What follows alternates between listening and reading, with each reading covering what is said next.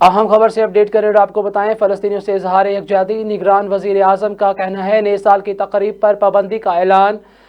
تفصیلات کے مطابق نگران وزیر اعظم انوار الحق کاکڑ نے خصوصی پیغام میں کہا کہ اسرائیل کی جانب سے بربریت کا سلسلہ جاری و ساری ہے۔ فلسطین کی صورتحال کے باعث پوری قوم رنج و غم میں مبتلا ہے۔ فلسطین کے لیے امداد کی 2 کھیپ روانہ کی جا چکی ہیں۔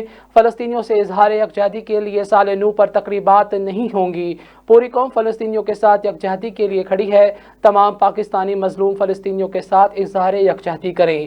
پاکستانیوں سے اپیل ہے نئے سال پر سادگی کو مخلوق خاطر رکھیں۔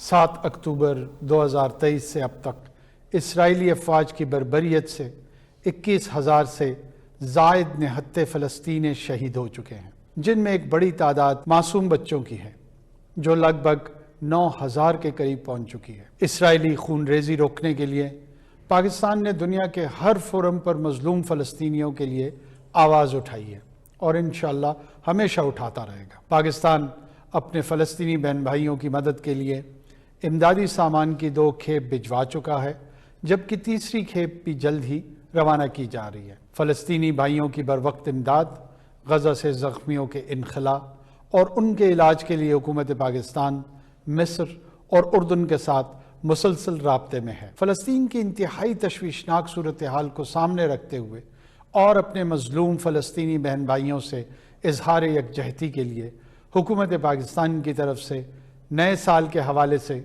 کسی بھی قسم کی تقریب کے انعقاد پر مکمل پابندی ہوگی۔ اس موقع پر میں تمام پاکستانیوں سے بھی یہ گزارش کرتا ہوں کہ وہ غزہ کے مظلوم عوام کے ساتھ یکجہتی کا مظاہرہ کریں اور نئے سال کے آغاز پر سادگی کو ملحوظ خاطر رکھیں۔ اللہ تعالی ہم سب کا حامی و ناصر ہو، آمین۔